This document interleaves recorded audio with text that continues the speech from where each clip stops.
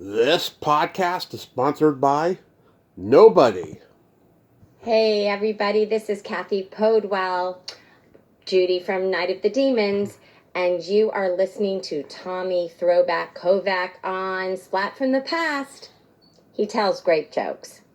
He's a great guy.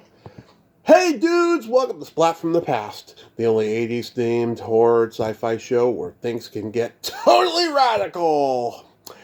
Now today I will be welcoming back my friend, the gorgeous, lovely, talented, smart, funny Cathy Podewell, who you all know from that horror cult classic Night of the Demons. And we're going to nerd out on the entertainment of our youth, talking about film, television, and music from childhood. She's from the Bay Area like I am, so they'll be relating to do. And I am just so friggin' excited. This is going to be a fantastic nerd out. I've been waiting for this since like October of 24. It's taken a while to make this nerd out happen, but it's finally going to happen, and I'm just so excited. You know, I've had Cathy on 4 other times before this, and every time we talk, you know, she laughs at my jokes, and we just have a real authentic conversation that's laced in kindness and compassion and understanding. And I love talking to Cathy. She is a gem. She is a pip. Also, today is 420. Smoke 'em if you got 'em. Pot, that is. So yeah, here is my new interview with Cathy Podewell.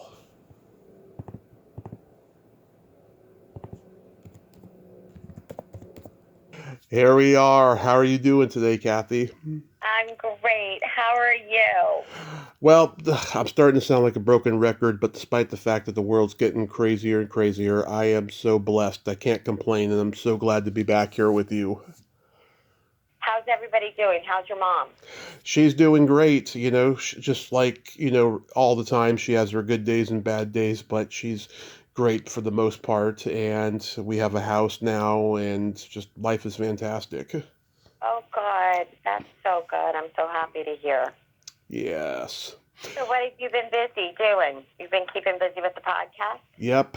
Doing that Good. and just counting my blessings. I'm healthy.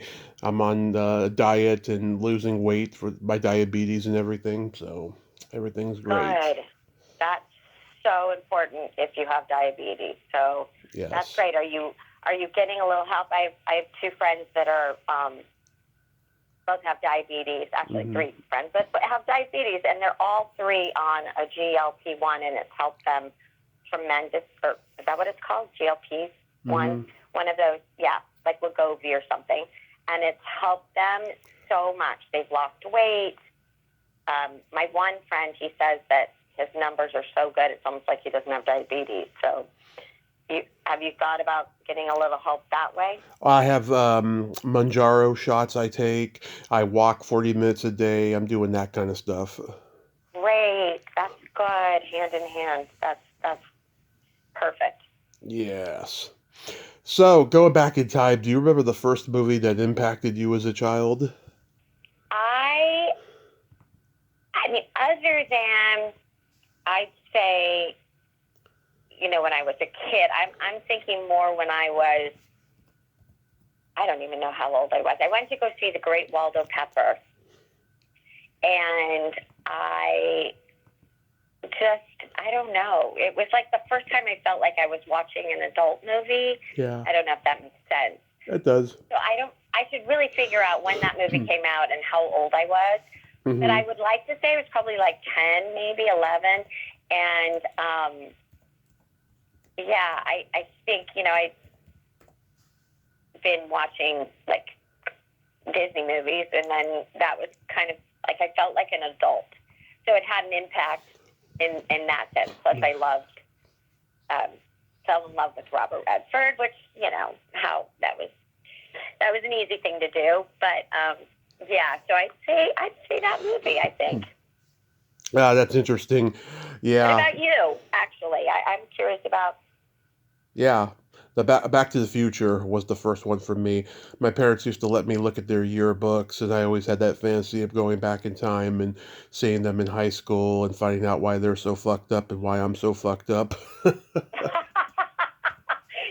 Like reverse engineering sharing the whole like story and why that's funny. You thought about that as a kid, huh? Oh yeah. Well, not then, but in hindsight, I think that's why. It appealed to you, yeah. Yeah. What movie genre did you gravitate toward growing up? Well, that's a great question. I was kind of all over the place. But I wasn't afraid to go to a horror film. I think we've talked about that. Yep. I loved Halloween and Friday the 13th. But I also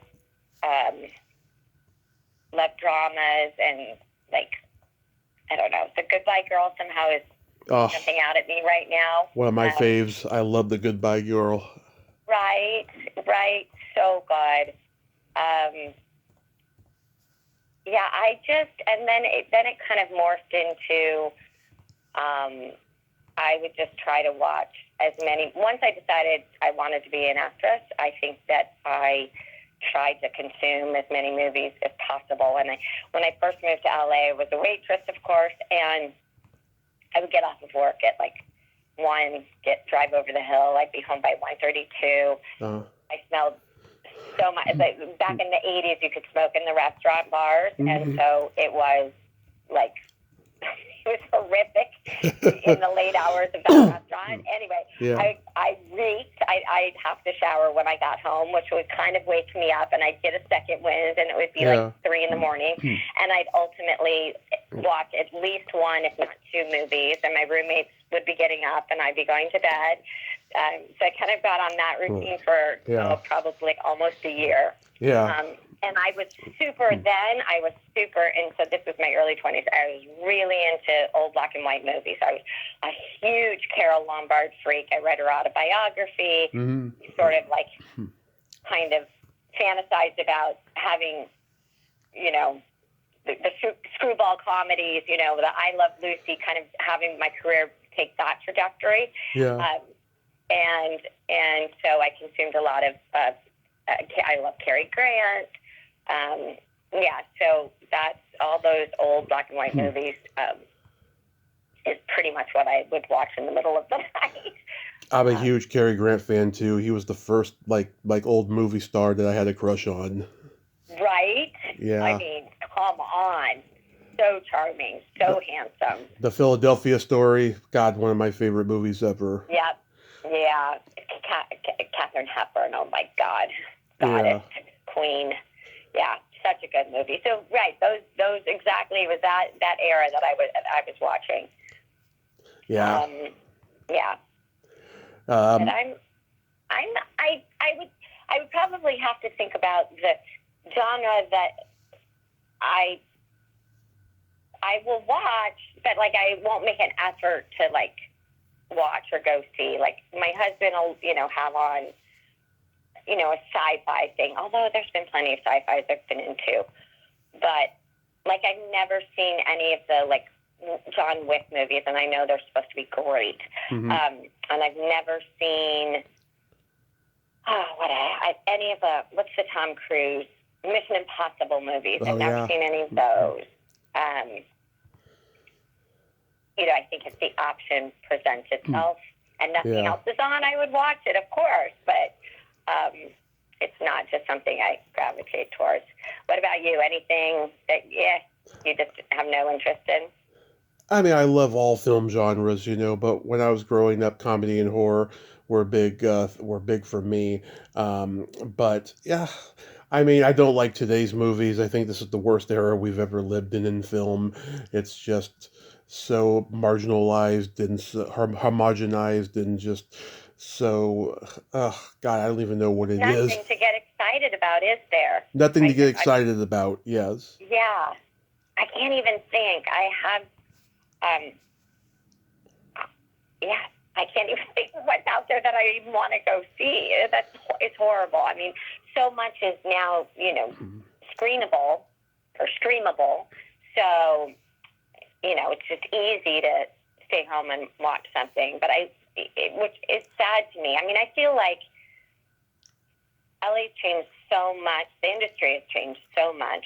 Yeah. What, I mean, COVID, I know, changed so much of how business is done. And for an actor, I know, I pray that one day it goes back, auditions become in person again. It's like the only real hesitation. I don't know why I have this hesitation about like self-tape, but like it seems daunting to me. Mm-hmm. And I know it's not. And I know it's kind of great in the sense that I could be anywhere and audition for anything. So that's really cool. But I just feel like LA's kind of sad. It was the movie capital of the world, and hardly anything shoots here. And I think that's trying to change, and I'm hoping Sacramento, makes a bigger effort to make it possible to shoot in LA. So I just was so excited. I was just coming back through town, and I saw film crew. Like the whole street was like blocked off, and my heart started pounding. I was so excited. I haven't seen that. I feel like I haven't seen that in so long. And it was like a busy, cute little street, like with lots of shops that, I would think would be kind of expensive to kind of close off. But it was really exciting because otherwise it's just wah, wah, wah. The movies coming out are not exciting. It's just, there's something in the air, it's lack thereof. It's strange. It really is. I'm sure you remember when, all the game-changing horror movies came out: Night of the Living Dead, The Exorcist, Texas Chainsaw Massacre, Halloween. Yes. Yeah. Absolutely. And absolutely. The Exorcist, I remember my parents coming home, and when did that movie come out? 72? Yeah, it came out Christmas of 73. Oh, 73. Okay. Mm-hmm. So I was 9, and my parents came home, and that's the movie they had seen. And I just remember, they said basically it was like pea soup vomit. They told me some of, what the movie was about. So anyway, it was kind of like I just saw The Exorcist probably 4 years ago for the first time, which is crazy. And, I've never seen Texas Chainsaw Massacre. It's not horrible. I have to whisper that. Really? Really? So bad at admitting that. My dad saw both of them in the theater, Exorcist and Texas Chainsaw Massacre. He's not even a horror guy, but because, that's all you had back then, he went to go see them and stuff. People were just sick and just terrified of both movies, but they're so tame now, especially Texas Chainsaw Massacre. I mean, it's not that big of a slasher movie like people always made it out to be. I think making that movie notorious is what drew people into the box office to go see it. Right.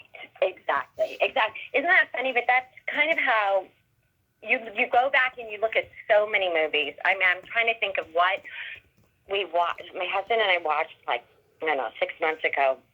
Mm-hmm. It was like a classic. We loved it, and from maybe the 7 years. And anyway, it was so slow, because we've been paced up so much. I think, and some movies just seem so dated in the cadence and the rhythm. It just seems antiquated because of that and that alone. Maybe stories don't change, but the slowness for sure is a thing. But with slasher movies, like something that was so notorious of its day, and then it's mild compared to so much that that's come out. So interesting. Do you feel like you've seen every movie you want to see, or is there is there a movie that you're embarrassed to say you've never seen, kind of thing? Well, it's funny. I saw Gone with the Wind for the first time at Christmas time this past year, right? Okay. My whole life, I've seen clips of it. I know the famous lines, but I'd never seen the whole movie, right? And I was always kind of embarrassed admitting I'd never seen it, but not really. I mean, I told it to Lucille Ball's daughter last summer, and she gave me shit about it, and it was pretty funny. But I watched it from start to finish this past Christmas and loved it. And I was like, I am so glad I waited till my 40s because I don't think I would have appreciated it when I was a kid when I originally wanted to see it. Because I said to my grandma, I said, can we rent Gone with the Wind? She said, that movie will take about a week to watch. It's a long movie. And that scared me from watching the movie for most of my life. That is hysterical because Yeah. it's a long movie. It took me 4 hours to watch it. So, I'm glad I waited. Well, it's worth going back as an adult and watching something that you loved in your teens. You know what I mean? Like I that's happened a couple of times where, and most of the time it's as good as I remember, which is always like, phew, yay. Yeah. But we're forever saying, we'll talk about somebody and then we'll go, oh God, we'll be reminded, Melanie Griffith and Working Girl. Oh, I haven't seen that since it came out. I really want to see, but that we say that all the time and then we forget that we really want to go back and watch it. But there's, I guess now, like you say, with the amount of not so great movies coming out, okay, we should all go back and watch the great movies of our generation. Yeah, there's so many I recommend, of course. Rebel Without a Cause, The Big Sleep, 12 Angry Men, Judgment at Nuremberg. God, so many. Yeah, right? That the golden age of Hollywood was the golden age of Hollywood for a reason, for sure. Yeah. Did you like Agatha Christie murder mystery movies? I did. I did. I loved Nancy Drews, so I was very much into mysteries. That's an often overlooked genre. Genre. Yeah.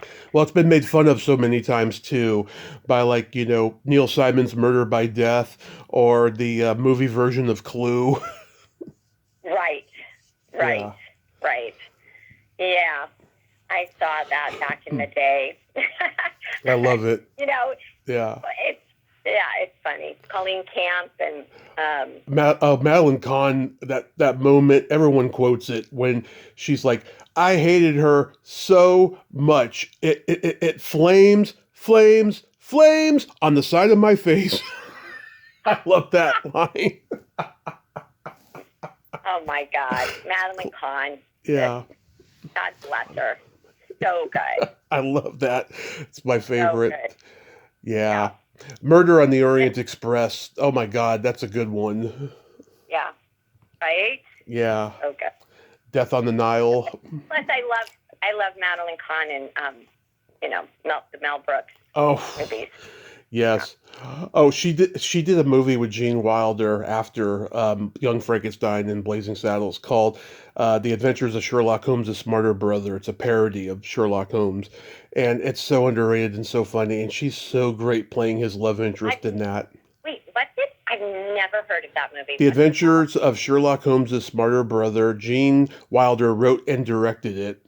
And it did not do well. And it's funny, when it came out on video when home video first started, and no one ever reissued it. And then it started getting played on TV by the 90s, and then pretty soon it's out on DVD with a commentary track by Gene.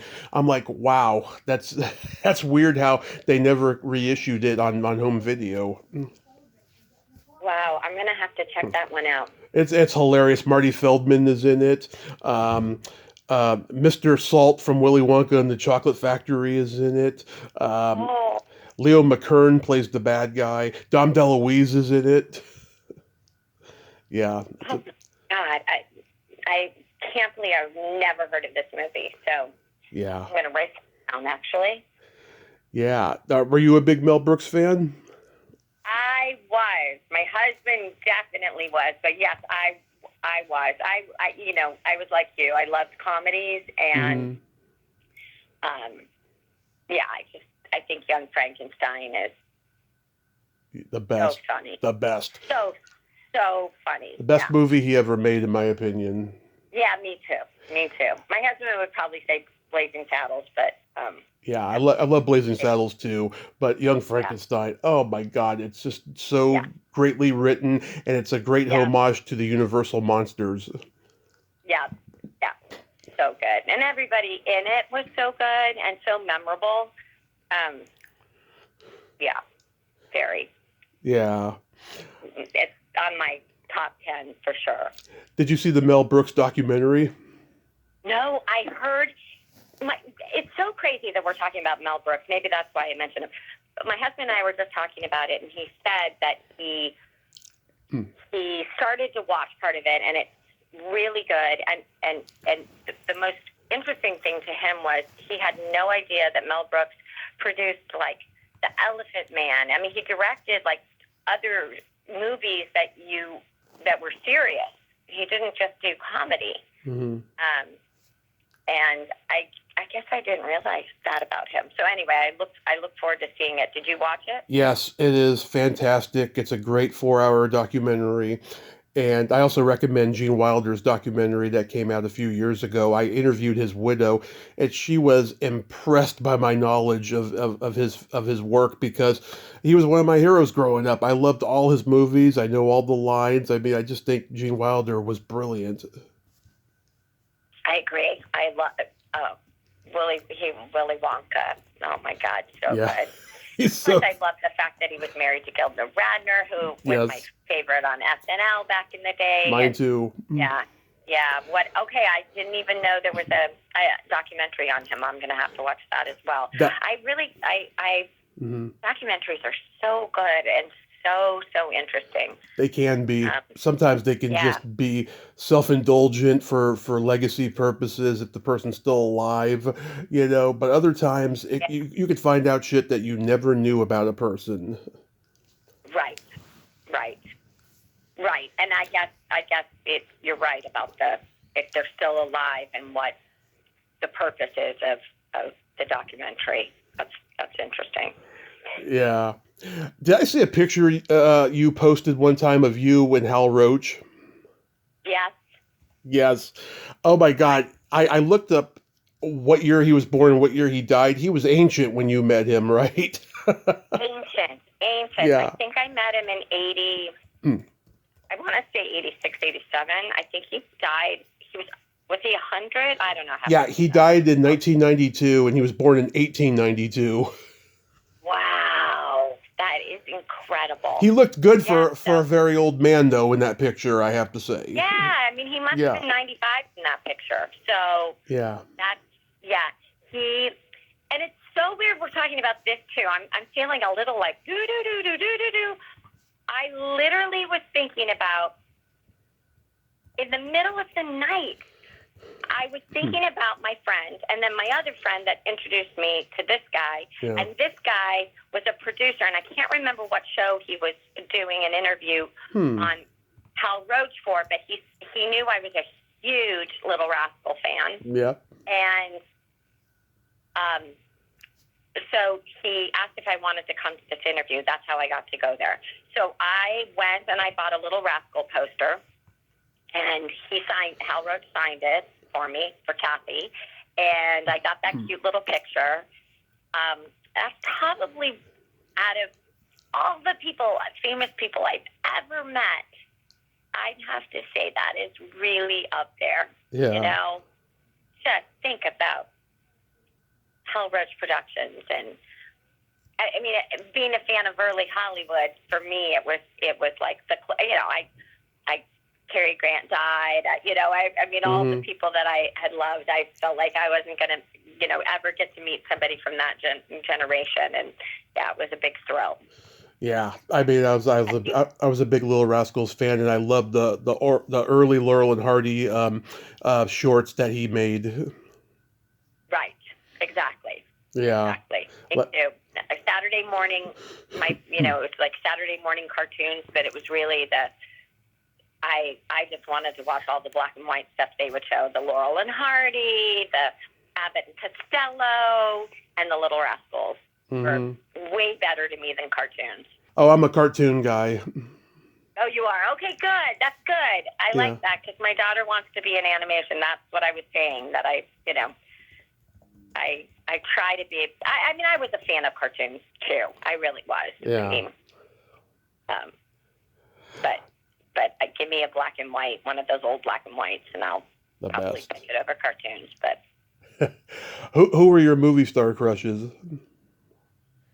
Robert Redford, Cary Grant. Mm-hmm. You know, there was a period. I hate to admit it now, but my daughters would be like, "Ew." No, but I was a Tom Cruise. I was crushing on Tom Cruise. You know, The Risky Business, and a few years after that. So much so that I don't know if I ever told you the story of when I first moved to LA. Mm-hmm. A waitress friend of mine said, "Oh, Tom Cruise is getting a star in the Walk of Fame," and she knew I was a fan, and so she goes, "Come on, let's go." And I'm like, "There's going to be so many people," and indeed, there were so many people that by the time we got there, we were so far from like the podium or where he was going to speak that Right. We just decided we couldn't see him. It wouldn't be worth like hanging out in the hot sun on Hollywood Boulevard. So I said, "Come on, let's just go have lunch." So we went to the restaurant, kind of like walked around the whole crowd and went sort of behind where the crowd was all gathered in front of to this restaurant. And we sat down, and I said, "I'll be right back, and I have to go to the bathroom." And I walked to the back of the restaurant, and as I was walking to the back of the restaurant, Tom Cruise was walking from the back of the restaurant out through the front door. So I ended up getting to say hi. He walked by. I was like, "Hi," and then he walked by. So I got to literally brush up against him, and probably the greatest decision of that time in my life was foregoing waiting in the hot sun and going into the restaurant. Yeah. But yeah, so Tom Cruise. What about you? Who did you have a crush on? Let's see. Cary Grant, Natalie Wood, all the 80s movie actresses that I've met and interviewed, including you. Yes. Diane Franklin, Catherine Mary Stewart, Linnea Quigley, of course. Lots of people. Yeah, there's a lot of people to crush on, you know? Yeah. Well, a lot of it's easy for me to it's easy for me to get crushes on people. Yeah, me too, I have to say. Yeah. I'm a people person. You're a people person for sure. Yes. And are there any movie characters you related to the most that you like look up to as a role model? Movie characters that I look up to. Wow. That's a good question too. I mean, yeah, good question. I'm totally drawing the blank. I'm just thinking, because in my head I was thinking, "Oh, you're asking actresses," and then I was like, "No, wait, you said characters." Because actresses, I'd be, Katharine Hepburn, Carol Lombard, Meryl Streep, Diane Keaton. I don't know. What about you? A character that's had an influence on you? Peter Sellers and Being There, because Oh, just like him, I can just influence people by saying the most simple things, James Spader in Sex, Lies, and Videotape, because he's a voyeur and I'm a voyeur too. People like that. Oh, interesting. So you have answers. My husband, Being There, I think, is my husband's favorite film. Yeah. Next to Blazing Saddles, I'd say it's Being There. Being There is a classic. And he loved a movie that I talk about movies that he built up, and then we watched it. I mean, probably watched it 20 years ago, and I just didn't get it. It's called King of Hearts. Have you ever seen that? King of Hearts. No. King of Hearts. Yeah. It's been so long that I remember at the time going, "What? I don't get it." But yeah.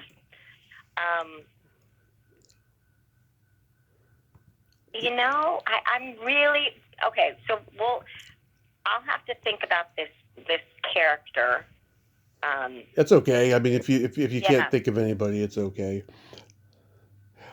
Did you go to the drive-in growing up? saw Mary Poppins in the drive-in in my pajamas in the back of my parents' car. That's like my drive-in memory. Mm-hmm. And I think in high school we went a couple of times, and I can't remember what we saw, but I loved it. I mean, the drive-in should come back. I mean, the sound quality is not great, but if they could nowadays, they could come up with like great sound. I would think, right? Yeah, I mean, San Jose still has one, and I know select places have them. During the pandemic, comedians were doing stand-up at them, which is bizarre. I'm so glad I'm not doing stand-up anymore. Otherwise, I just would have been so upset and frustrated because instead of heckling me, they just drive off. You know? Yeah, it makes it a little easy to get up and leave. Yeah. But that's good. I'm glad I knew they still existed. They're just, few and far between. Yeah. The drive-in that I grew up going to in San Mateo, Burlingame Drive-In, my dad had gone there in the 60s and my mom. And they started taking me when I was 2, took me to see Weird Science and Rambo 2. And they would take me often. And then they stopped taking me for a couple of years because it got to a point where I was either falling asleep in the back seat or I was getting out of the car and knocking on windshields. Oh, God. Yeah. Yeah, no, that is not good. That's terrifying. Yeah. Focusing on a movie and then you hear a knock on your window. Yeah. My ex-girlfriend claims that I did that to her. Many years before I ever met her. She was older than me by about 13 years, and she claims that a little boy was knocking on the windshield when her and her boyfriend was making out at the Burlingame Drive-In. I was like, if it was me, oh my God, that's destiny right there. That's funny. Yeah. I mean, I would imagine it was you. How, Yeah. I don't think that's a common occurrence. Yeah. So that's funny. My dad, he was going there in the 70s, and he had to see a movie 3 times because the first 2 times he was getting laid. And so the third time he would go by himself, and then he would see like Rocky or Animal House and go, God, this is going to be a classic someday. Oh, that's funny. Really? He was stooping during Rocky? Yeah. Anything, in those days, anything went, Oh, God, not so, I don't know. He saw The Groove Tube with Chevy Chase and Richard Belzer, that sketch comedy movie that was really dirty. Yeah, I vaguely recall that. Me and him used to watch that when my mom wasn't home when I was like 11. Oh, no. That's where you get your sense of humor from. Yep. I got it from both my parents. My parents are both pretty bawdy in their sense of humor. Oh, that's funny. Yeah, we're not prudes in our family. Not at all. Okay. Well, that makes sense now. So getting into television, I mean, growing up in the Bay Area, did you watch KTVU Creature Features? I think you asked me this before. I don't remember. I may have. Yeah, because I'm obsessed with that era of Creature Features. Yeah, I really don't recall. Yeah, I don't recall. Yeah. I want to say I don't think so. What would they show? Okay, they would show everything from like Universal monsters to public domain, really schlocky horror to like, Jason and the Argonauts and Sinbad, anything with creatures they would show. Okay, because I did watch Sinbad. So maybe it's sounding familiar. Yeah. Yeah, like the Godzilla kind of movies too. Yes, and when John Stanley took over for Bob Wilkins, he started having people that he knew as a reporter and reviewer for the San Francisco Chronicle. He would have local filmmakers or LA filmmakers that he met on his travels and have them come on and promote their horror movie that was brand new at the time. Wow. Yeah. The guy's written 20 books about being a horror host, reporter, all of that stuff, and all the travels he's had in show business. Wow. What's his name again? John Stanley. He replaced Bob in 79, and he did it until 84. Then KTVU canceled it. He tried to get another one going over at Coffee 20, and it looked really good, but then he never heard back from them, and then he got a raise at the Chronicle, so he just focused on that. But I think he wishes that he had kept it going, because Yeah. I think he wish he had more years to talk about than those 15, 20 years that he was doing all that. So yeah. Yeah. Interesting. Nothing's come along like it, huh? Well, Coffee 20 came up, finally decided to do a creature feature show in 2017, and that lasted until 22, and then someone bought them. I'm so upset. All the local UHF stations I grew up on in the Bay Area and you grew up on, they're all like corporate now, owned by Fox, and they're just not the same anymore. Action 36, remember Carol Doda? Yeah, wait, Carol Doda, yes. The big-breasted burlesque dancer who used to host the Action 36 movie, and her slogan was "A perfect 36," because that's what she was, her breast size. Oh my God, Carol Doda. Yeah. Yes, I remember. There's a documentary about her out that's good, I saw. Wow, really? Yeah. That's crazy. That's on Tubi, and they don't mention the Action 36 stuff, which made me upset, because that's history of the Bay Area as much as everything else she did, But yeah, there was her, and we had Coffee 20, we had KBHK 44. Oh God, I had so many nights as a kid watching the late night movie. I'd see the Bad News Bears and What's Up Doc and Big Bad Mama and War of the Worlds and Houseboat with Cary Grant. Those were good times. Yeah, such good movies. Yeah, The Road Warrior. I saw everything on KBHK 44. So great. Yeah. Yeah. Okay. I know. Thank goodness there were stations like that played the old movies. I listened to your interview on TV Guidance Counselor. I heard you're an I Dream of Jeannie fan. You know the story about her belly button? No, I don't think so. What part? Maybe. So so when they were filming the pilot, there was a reporter who went on set and took a picture of her in her costume with her belly button showing, and that caused a huge controversy in the newspapers. So they had to reshoot it with her belly button being covered. Then 2 years later, Gene Roddenberry said, "Okay, I'm going to break that no belly button policy on television forever," and he did. He had Barbara Luna and Nichelle Nichols show theirs on Star Trek, and I've interviewed Barbara, and I met her at the Hollywood show last June. She let me touch her belly button during our selfie. No way. Yeah. Oh my God. Oh, That's crazy. Oh, she's a force of nature. Yeah, she's a force of nature, that woman. And she's got a six pack, I'll tell you. She's 87, she's got a six pack. Wow. Wow. That's amazing. She's got abs, yeah. And then a couple of years after that, Gene Roddenberry did a pilot called Genesis 2, where Mary Hartley had two belly buttons. He wanted to get the ultimate revenge on the no belly button policy on TV. I love it. No outrage, though? No, not that I'm aware of. I mean, it started to become acceptable in movies by that point, like with the Beach Party movies and stuff.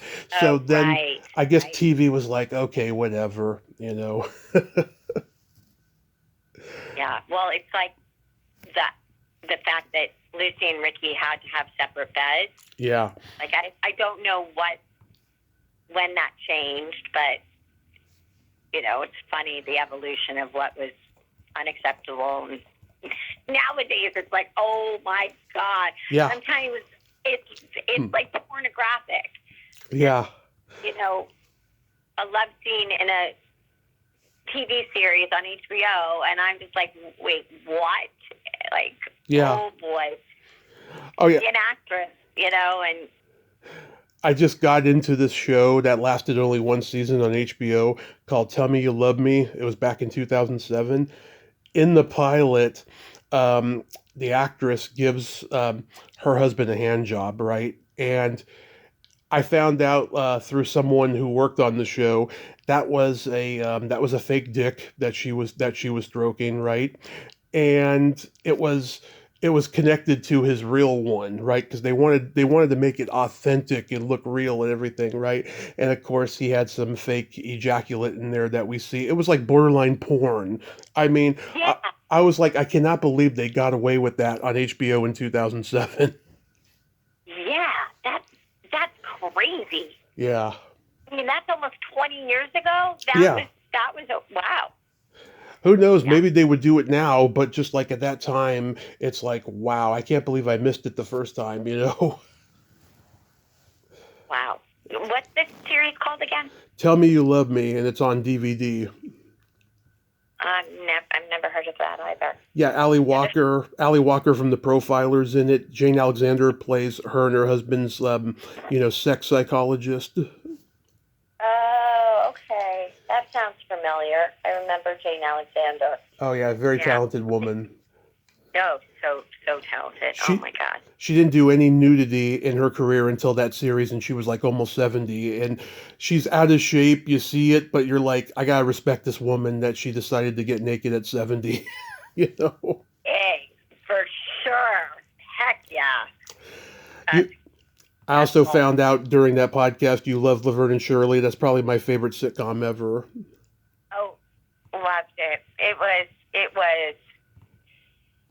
Yeah, loved it. And then, getting to work with, With Cindy later, yeah, and Earth Angel. Yeah. Yeah. Yeah, amazing. Cindy Williams. So, yeah, yeah, that was huge. That was huge. Getting to meet her, but just to work with her. I think I recall keeping my cool and not being too much of a fangirl. Yeah. I think I probably coolly just said, I was a Laverne and Shirley fan.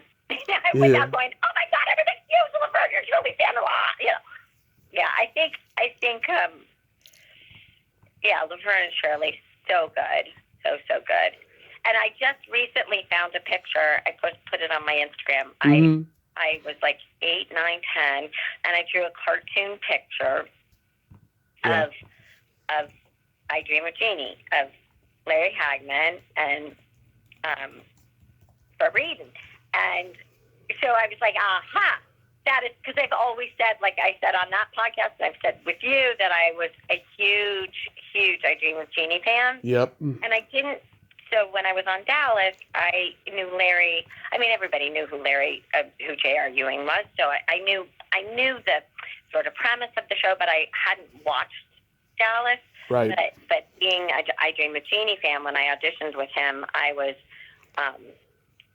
very flummoxed, and it worked for the scene. I think I got the job because I turned bright red. Yeah. Because it was this seduction scene, and I was like having a seduction scene with Major Nelson, like in my brain, not JR. Yep. So anyway, this cartoon picture that I drew back when I was a kid was just good validation that I wasn't BSing, that I was a fan of the show. Larry Hagman played a lot of bad guys after I Dream of Jeannie. He wanted to get so far away from Major Nelson because he was just embarrassed by that show because it was just a fluff show of high concept camp. It wasn't anything great like Dallas was later, and he played so many bad guys. And to perfection. Yeah. I saw him on Columbo once play a bad guy. Oh, really? I've never seen that episode. Yeah, it's very funny. It's just to see him play a bad guy, and Peter Falk building his ego up. It's hilarious. Do you have any favorite episodes of Laverne and Shirley? Good question. It's been so long. I haven't seen it since I was a kid and watched it. I'll tell you some of mine. Yeah, tell me. I always love the pizza parlor scenes. Yep. Yeah, tell me. Okay. That's my memory. Betty Garrett's niece comes to stay with her, and she's a nice girl. It's Michelle Green from LA Law. She's been on the podcast twice. I love her. And she starts hanging out with the wrong crowd. E.G. Daly is the leader of this gang called the Angora Debs. Do you remember this one? Yeah. Yep. I remember Daly, yep. And Letty and Squiggy dress up in drag in that episode. Oh my God, that's funny. That's a favorite. freaky. There's an episode where they get fixed up on a double blind date, and it's a couple of dwarves. Oh, I do. I remember. I think I remember that. Yeah. Yep. I interviewed Bruce Kimmel, who played the organist at the ice skating rink. Him and Cindy were best friends since college at UCLA, and they did that movie, the first nudie musical, together. She thought that movie was going to end her career. And was that before or after? It was shot before Laverne Shirley. It came out right when the pilot was airing. She's like, my career is over. This movie is dirty and this show is stupid. My career is over. And no, Laverne Shirley was a huge hit. I know. The best laid plans. Isn't it crazy? Yeah. Like, how many actors think, a show wasn't going to be successful or be... I mean, I always say about Night at the Demons, we all were like, yeah, this is, it's going to die on the Blockbuster shelf. We just didn't think, it's crazy. No. Yeah. I'm a huge Brady Bunch fan. Do you have any favorite episodes of that? I love the Marsha. Of course. When she gets hit by the football. I mean, the classic, the classic scenes. I had a crush on Peter Brady, so you're going back to, like, who I had a crush on. Yeah, definitely Peter Brady. What about you? What are your favorites? Some of my favorite episodes center around Peter. The one where he likes Jan's new classmate, but she likes Greg, and so they're going to try to convince her that Greg's a two-timing rat. And so Marcia puts on a black wig and hippie sunglasses. It's so funny. Oh, yeah. And that whole scenario is hilarious how it gets played out, because they did that episode where Greg and Marcia have like an incest crush on each other, that was weird, and because they're actually step brother and sister, so they did that episode, and then the one where Greg and Peter go to the drive-in, and Peter's got a fake mustache on, and he's eating popcorn, and like the mustache is like in his mouth while he's eating.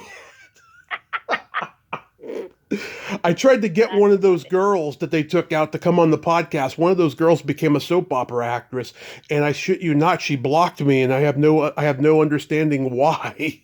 What? Really? Yeah. Aww. Yeah, I love that episode. I also love the one where Jan is up for most popular girl and she makes a lot of campaign promises she can't keep. Oh, that's funny.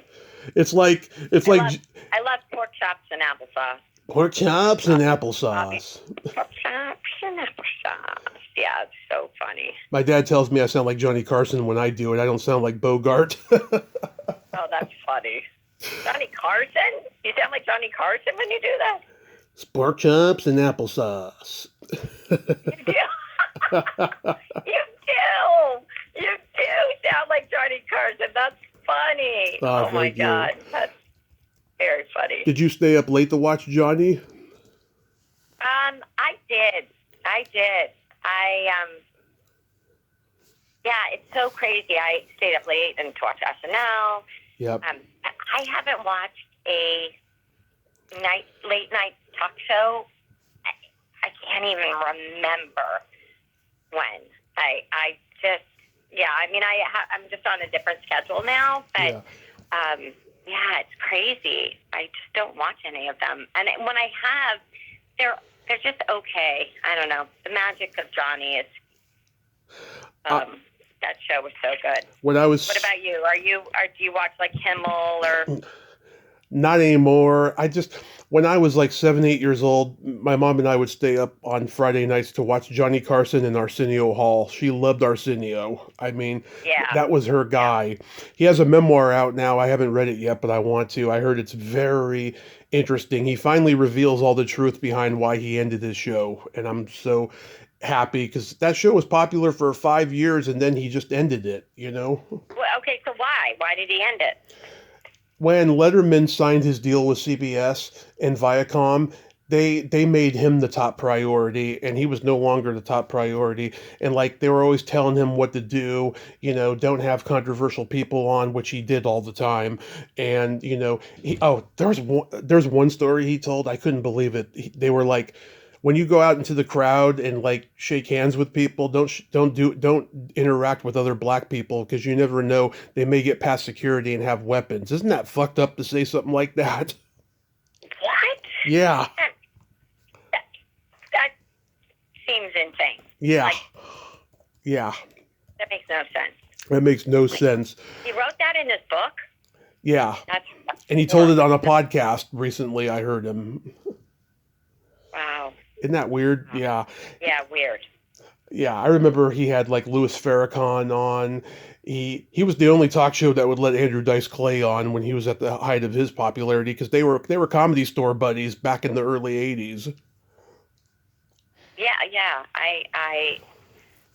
Why? Just because they were worried that Dice would like. Yeah. Johnny would not have him. Letterman would not have him, and he knew Letterman. They knew each other from the Comedy Store, and he wouldn't let him on. Arsenio was the only one, and Arsenio, he reprimanded him whenever he would go over the line. He'd reprimanded him in private. Right. Yeah. Did you read the book? Did you read the whole biography? Autobiography? Of Arsenio? No, I haven't read it yet. Yeah. I just heard him on a podcast tell those stories. Oh, okay. Got it. Yeah. Yeah, I heard you say you also love the Waltons. I actually like the Waltons much more than Little House, because, I don't know, there's something attached to Little House that I just felt was so old-fashioned and kind of patriarchal in Michael Landon's vision, whereas the Waltons was just, I don't know, there's so much more kindness and like emphasis on family on that show. Yeah, you're right. I mean, they each had a very different, distinct vibe. Mm-hmm. The Waltons was kind of magical to me. I don't know, just like the big dining room table, and the grandparents living there, and it was. You're right, kind. Such a good show. I mean, I liked Little House on the Prairie. I did, but I would say I was definitely more of a Walton fan. Yeah, I met Judy Norton and Richard Thomas at the Hollywood show last June. They were great. I had Judy on during the pandemic, and we had a great conversation. But meeting them was extraordinary. Yeah, I would totally fangirl out on those two. Yeah. And the what's his name, David Harper, the little kid, I wanted to meet him, and I was just so overwhelmed meeting my podcast guests and all my like white whales that I forgot to go to his table. I loved him in Fletch with Chevy Chase. Chevy hijacks his car when the cops are chasing him, and he's like saying that he's a cop and they're doing a secret demonstration video that they're filming or something like that. God. Yeah. I don't remember. I think I saw Fletch. Yeah. I don't remember anything about it, so that's why I'm like, I think so. It's the funniest movie Chevy Chase ever made, in my opinion. Oh, really? Yeah. Oh. Hilarious. I liked, what's the one with him and Goldie Hawn in San Francisco? Oh, Foul Play. Yeah, Foul Play. I saw that in the theater. I like that. I love Goldie Hawn. Yeah, I guess, it's funny, because now I'm like, oh, Goldie Hawn. People used to say I looked like her, so of course I loved it. I thought, A, she's beautiful, B, she's so damn funny, and so I loved if anybody ever said that. You're taller than she is. I know. She's a shorty, huh? Oh, very Although short. I'm not very tall. I mean, like 5'5" on a good day, 5'4". So she's got to be 5. She's got to be 5'2" at least. Yeah, she's little. Yeah, 5'1", somewhere around there. Never met her. Have you ever met her? I've never met Goldie. No. Yeah, Yeah. I love her though. Everything that she's done seems like old times. The other one she made with Chevy, that's a Neil Simon story. I love that one. Yeah. I love Private Benjamin. Oh my God, she's Yeah. so great in that. She's so good in that. I loved her in Overboard too. I loved Yeah. Overboard. Yeah. You know, but What? Private Benjamin. Oh my God, I gotta watch Private Benjamin. I loved that movie. I loved her when she's crying. She's marching around and she's crying. I can't remember what she says, but I used to imitate it all the time. Yes. And So good. Wildcats, where she's coaching football. Yeah. Yeah. Yeah. That's a dumb one, but it's funny. Yeah. Saturday Night Live. Oh my God, I love the original cast the most. They were so groundbreaking and subversive and countercultural. I mean, and just like how classic, you know, Rosanna Dana and, Yeah. you know, the ninja, you know, Belushi and Yeah. Lisa Loopner and Todd. yeah. Oh my God, Lisa Loopner. But I have to say, I was also like in the 80s. I was a huge Dana Carvey church lady. Yeah. And you know the Mike Myers, Dana Carvey years, I thought were also excellent. Well, isn't that special? Yeah, so good. Dana Carvey is such a cutie pie. Oh my God. My dad had his dad as a business his dad was my dad's business teacher at San Mateo High School. You're kidding. No. Is he from? I guess he grew up in San Mateo. Yes, he went to Carlmont High School in Belmont. I didn't know he was a Northern California boy. Yeah. Yeah, he came up in the San Francisco comedy scene with Robin Williams and Barry Sobel and God, lots of Bay Area comedians. Kevin Pollak. Yeah, Kevin Pollak. Yep. Yeah, I knew that. Yeah. A lot of those guys. Yeah, Dana Carvey's so talented. Yeah, my dad said that his dad was very serious. He had no sense of humor. You know, he must have got it from his mother. But I've heard Dana say that, yeah, his father was not a very good dad to him. Like just stern and yeah, sadly. Yeah, but well, hopefully, you know, he had a good relationship with his mom. You know, that's why I go, okay, well, hopefully we got one good parent. But yeah, remember we used to do chopping broccoli. yeah, so funny. The first pump you up, you know. Yeah. His first episode, he did that with Sigourney Weaver in the episode, and her face is so hilariously deadpan as he's doing that. That's funny. And her hair's so 80s too. Yeah. So getting into music, do you remember the first album you were given, or the first album you bought with your own money? I want to say Earth, Wind, and Fire as the greatest hits. Album. Love it. I listened to that so much. I also listened to Free to Be You and Me. Marlo Thomas had this sort of sketch album kind of out. It had songs and it had skits, and that was a huge, very meaningful. What about you? Well, my grandmother gave me birthday money when I was 8. You know, my parents bought me albums for Christmas and my birthday for years. But when I'm 8 years old, I get Phil Collins' No Jacket Required because I love the music videos. I used to rent the music video album at our video store. And Poison, Look What the Cat Dragged In. I was a big 80s metal kid. That's funny. Wow. You were 8? Yeah, 8 years old, 1991. Yeah. Wow, you're such a baby. I didn't realize you were so young. My dad had a rock band, and so he had everything on vinyl. He had Beatles, Beach Boys, Rolling Stones, Carole King's Tapestry, Rod Stewart. Him and my mom both loved Rod Stewart. Yeah, so good. So you grew up with a lot of music. A lot of music, yeah. A lot of music. My dad and his band, they played Black Sabbath, Judas Priest, Lynyrd Skynyrd stuff. Yeah, love it. Very. Love it. I wasn't a like growing up, I didn't like rock music, but like I'm so appreciative of like Leonard Skinner and Led Zeppelin, and I mean, my mom listened to a lot of like Crosby, Stills, Nash and Young, Neil Young, Cream, you know, but and then my brother was 5 years younger than me, and he was like a Kiss and a Judas Priest, and I just didn't dig it. But I have an appreciation for it. I don't know. I'm like having a second childhood. I'm like, I dig good rock, you know? Yeah. Love it. Yeah, in high school, I was like not, you know, the concerts I went to were not embarrassing, but like I went to Rick Springfield and Sean Cassidy, and I went to Blues Brothers. They were great, going back to the original SNL cast. That's another one my dad and I used to watch when my mom wasn't home. We used to watch the Blues Brothers. So good. Oh, my God, that concert was amazing. Mm-hmm.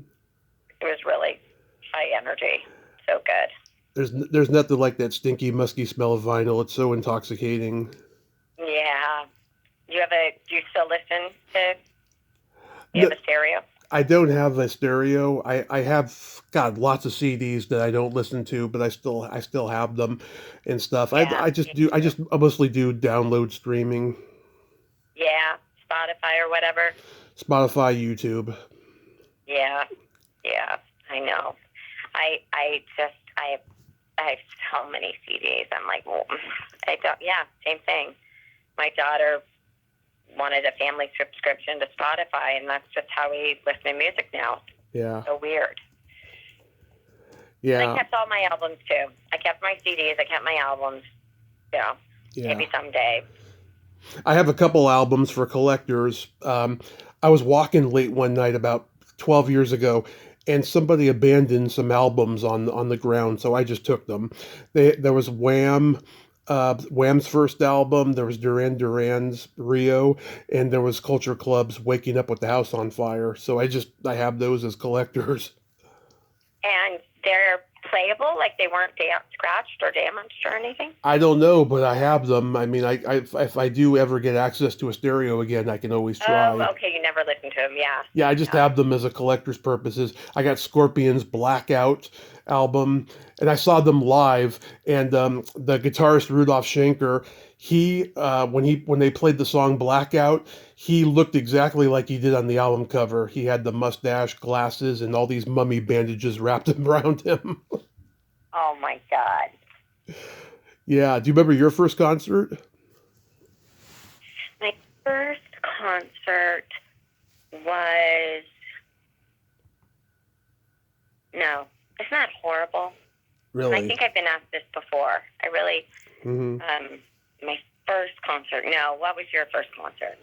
Well, let's see. I had a couple first concerts. I saw the Monkees before a Giants game at Candlestick Park when I was 14. Amazing. Just three of them. Michael wasn't there, and they drove off the field in a Cadillac after they were done. Oh, I saw the Beach Boys too. I think that was one of my first concerts. I was a Beach Boy fan. I saw them in 2015. John Cowsill plays drums. I had him on the podcast last year, and I told him that I saw them, and they sounded great. He's not in the band anymore, unfortunately, but that was a great concert. Just seeing, the remaining guys, Al Jardine and Mike Love and Bruce Johnston. Yeah, classic. I mean, that's the thing. These bands. I mean, as long as one original member is still playing, I think they can still claim to be whatever band. And some sound great, and some are like, oh, sad. We went to this kind of, I can't remember. It was 2 years ago, I want to say, in LA, and we saw Diana Ross and then Lionel Richie and Santana, and there was 3 different stages, and I can't remember what it was, like Summer of Love or something like that. But anyway, it was great, and some people sounded like Kool and the Gang sounded so good, and others, when a couple of, I can't remember who it was, but they were sitting, they couldn't really stand, and but still, like to see, just to see some of these classic acts is just so thrilling. So Yeah. see them when you can. No matter how many original members are left, I'd still say it's worth going. I recommend seeing Alice Cooper. He was my first real concert. Wow, how old were you? I was 17, and I had just lost a football game. I played football in high school. We just lost a big game that day, and this was a great way to end the day. My dad took me and my uncle. My uncle was at the bar the whole time. He doesn't even like Alice Cooper, and yet he bought us the tickets, which I'll always be grateful for. But we saw it, and the guy's he's still like vaudeville. I mean, he's kept vaudeville alive, Alice, with his theatrics, and he gets killed at the end of every show. Wow, he dies? I didn't know that. Yeah, I can't remember how he did it at this one, but he usually gets hung, electrocuted, shot by the Foreign Legion, something like that. Oh my God, that's yeah. I've never seen a concert. I recommend seeing him. He's great. He's still doing it. He's 78 and he's still doing it. Wow, 78. Good for him. Yeah. Do you remember your first makeout song? No, I am the worst. I am the worst at this. What about okay. you? Yeah, it was Janet Jackson's Love Will Never Do Without You.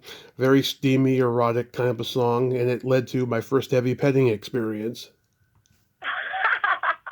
That's so great. You have a memory. I love that. Yep, I was 12 at the time. Wow, you're 12? Yeah. Wow. You were a youngin'. Yep. So funny. Here's a fun question. Do you remember the first time you discovered your belly button?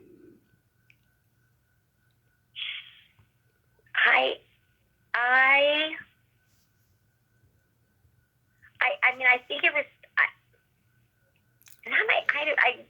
not that I discovered it, but I remember the first time I found lint in my belly button. Mm-hmm. I was like, what? Is that possible? I just was so aghast, I guess. I was like, ew, what is happening? But no, you remember discovering your belly button? I just remember being 6 and I started contemplating it around that time because me and the boys, we used to just lift our shirts up and compare ours, in class. And I had a girlfriend who had an adorable Audi, and she used to let me thump it and poke it and stuff. Wow. Yeah. Funny. I remember when I was 26, I met this girl on a dating website. I was going to say app, but I never used a dating app. And we met up for coffee, and God, her eyes were so gorgeous. They were blue, gorgeous eyes. And we went down the rabbit hole of talking about belly buttons, and she told me that if I had a doorknob Audi, it would be a deal breaker. So I lifted up my shirt and showed her that I had a very deep innie, and she got this big old sigh of relief. But she sent me an email that day saying that she didn't see a spark between us and she wanted to be just friends. But of course, she didn't mean it. Oh. Yeah. Horrible. Yeah. But I came out of it okay, and I got the story to tell.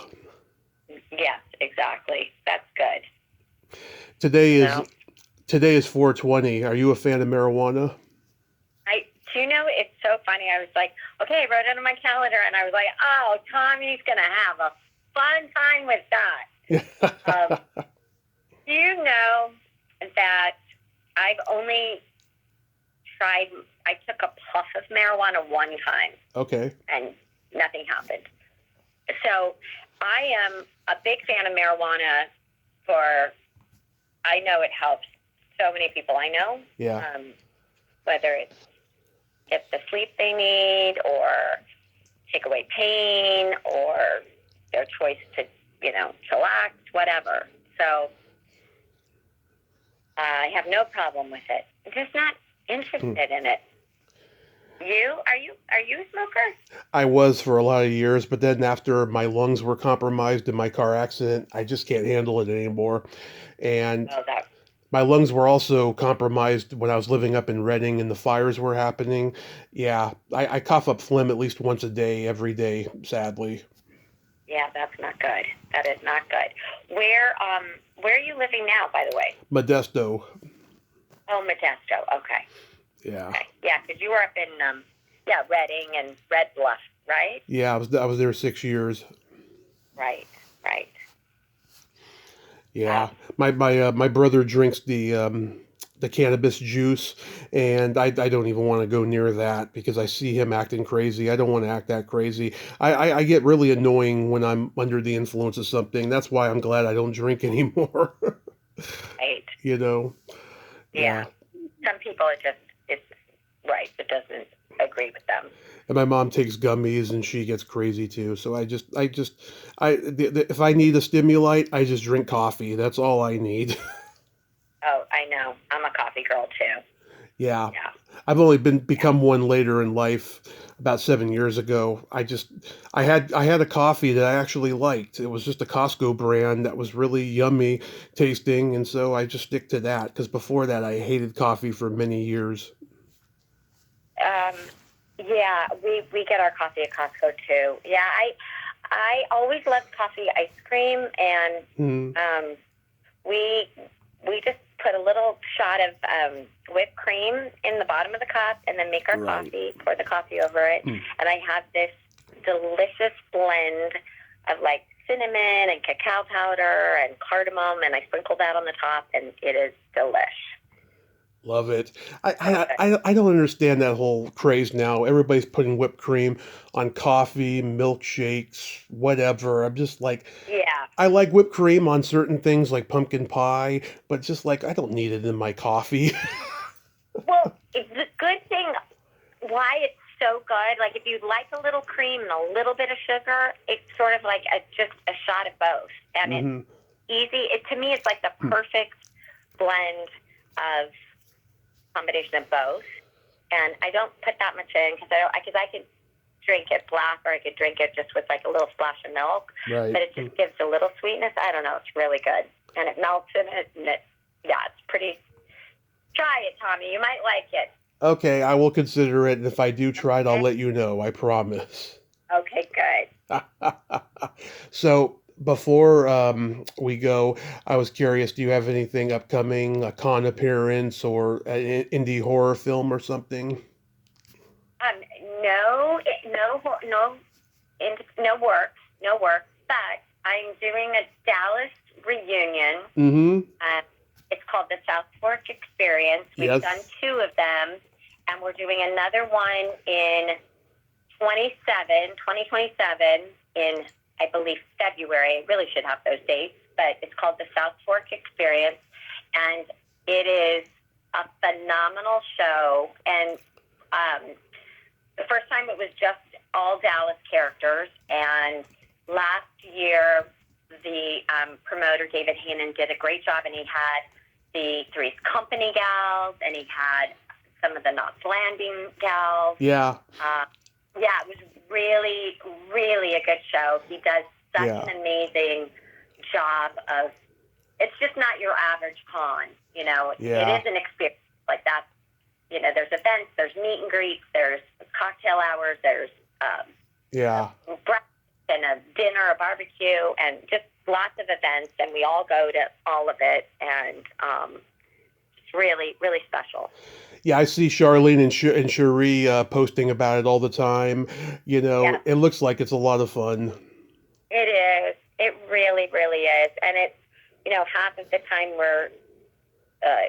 we do an event here or there at South Fork Ranch. So that's really cool. Yeah, it's great. And it's great because the cast, like, really enjoys each other. So Mm-hmm. we look forward to it and getting together. So that's it. That's all I have planned. That is so wonderful, and I'm glad you're having fun with that. I have a couple jokes for you, real quick. Okay. Okay. We can't leave without a few jokes. Yes, we got to do the jokes. Okay, what kind of meat does a priest eat on Fridays? Oh, God. Oh, I don't know, Tommy. None. Oh, Oh, that's funny. I should have okay. Okay, hit me with your next one. Okay, why is a Rubik's Cube like a man's penis? I don't know. Keep playing with it, it gets harder. Oh my God. Jing, I'll be here all week. Oh my God. So funny. Kathy, So funny. So silly. Kathy, I love you. Thank you so much for... I love you too, Tommy. It was really great catching up with you, and I always love your questions and the conversation and nostalgia and talking about our childhoods. It's really fun. Yes. Always makes me go, gosh, I really don't remember a lot when it comes to... and I know TV and movies had a huge impact, obviously, on my life, but Right. like the first, you've got such a good memory. All right, Yes. well, you take care of yourself, and I'm sure we'll talk again soon. Absolutely. Have fun on your business trip. And Okay. my condolences again on your mom. I hope the grieving is going all right with you. And Thank you. and Appreciate it. be safe out there. Mwah. Oh, you too. You too. Okay, Okay. honey. Take care. Take care of yourself. Take care, you Take too. care of yourself. Okay. Okay. Bye, honey. Bye-bye. Well, there you have it. Cathy Podewell, ain't she a sweetheart? I frickin' love her. It was great catching up with Cathy, and I'm so glad that she's doing the Dallas cons. She's a treasure, a national treasure. Well, until next time, this is Tommy Throwback Kovac saying there's no shame in living in the past because the present sucks. Later, dudes.